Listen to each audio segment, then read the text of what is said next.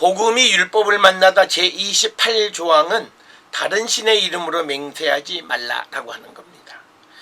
이것은 출애굽기 23장 13절에 기록되어 있는 내가 너에게 이른 모든 일을 삼가 지키고 그리고 다른 신의 이름은 부르지도 말며 내 입에서 들리게 하지도 말라. 그러니까 다른 신의 이름은 부르지도 말고 그다음에 너의 입에서 들리게도 하지 말라라고 하는 것이 출애굽기 23장 13절의 말씀이 되겠습니다. 그래서 원리적으로 이스라엘 백성들은 다른 신의 이름을 불러서는 안 된다라고 하는 거고, 신의 이름을 부르고 또 맹세한다는 것은 결국은 그 신을 제사한다, 섬긴다라고 하는 개념과도 연결이 되어져 있습니다. 자, 그래서 우리가 출애굽기 23장 13절에 기록되어 있는 셴 엘로임 아렛 아헤림 로 타스키르로 이샤마 알피카라고 하는 거죠. 이 말을 직역하면 다른 신의 이름을 기억하지 말고 내 입으로부터 듣게 하지 말라. 그러니까 이스라엘 백성이 다른 신의 이름을 말하면 안 된다는 거죠. 그래서 다른 신의 이름을 입에 담아서도 안 된다라고 하는 그런 엄격한 그런 규정이 되겠습니다. 특별히 본문에서 다른 신들의 이름을 기억하거나 말하는 것을 금하는 것은 출애굽기 23장 14, 17절에 기록되어 있는 3대 절기와 관련이 있습니다. 이방 종교에서는 유월절, 칠칠절, 초막절 등 농사와 관련된 종교 절기에 각기 다른 신들의 주술적인 힘을 빌어서 제사를 드리기 때문에 이 절기를 지키면서 여호와 이외에 다른 신의 이름을 입에 담지 말라라고 하는 그런 구체적인 이유가 있다라고 하는 것을 이해하셔야 합니다. 뿐만 아니라 신의 이름을 부르는 것은 주로 맹세할 때고, 이때는 자기가 믿는 신의 이름을 부르게 되는데, 그러니까 그 신의 이름으로 맹세도 하지 말라는 거죠. 즉 다른 신의 이름을 부르지 말라. 이것은 곧 다른 말로 무슨 의미냐면 다른 신의 이름으로 맹세하지 말라는 거죠.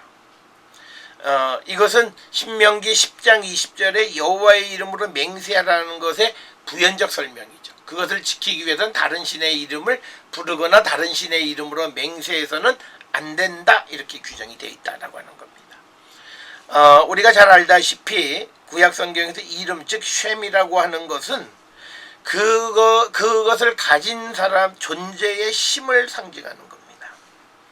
따라서 다른 신의 이름을 기억한다는 것은 다른 신의 능력을 기억하는 것이고, 그렇기 때문에 그들이 하나님을 떠나게 되는 근거가 되어지는 거죠. 그래서 다른 신의 이름을 기억하지 말라라고 하는 거죠. 그래서 고대 근동 지역에서 이름을 지우는 것이 곧 그 능력을 지우는 것과 같은 밀접한 관련이 있습니다.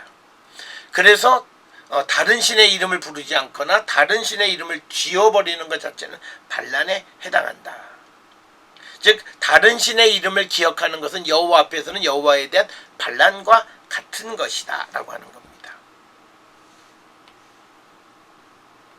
자, 우리가 이것을 신명기 이 규정을 우리가 구약 성경에서 찾아보면 여호수아 23장 7절에 여호수아는 다른 신의 이름을 부르지 말라고 훈계하고 있는 것을 발견하고, 또 스바냐 1장 5절에서 유다 왕국 말기에 하늘의 무별에게 경배한다는 것은 곧 다른 신의 이름을 부르는 것과 마찬가지였고, 그런 상황이 나라의 멸망을 가져왔다라고 하는 겁니다. 따라서 중세 랍빈 라시는 이 구절에 대해서 이방인의 입에서 그들이 섬기는 신의 이름이 들리게 해서는 안 된다라고 하는 것으로도 이해했다라고 하는 겁니다.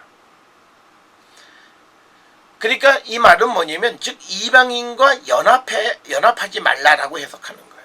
그래서 이방인들이 이방인의 이름으로 맹세하게 되어지면 결국은 하나님의 능력에 대한 의존도가 낮아지기 때문이다.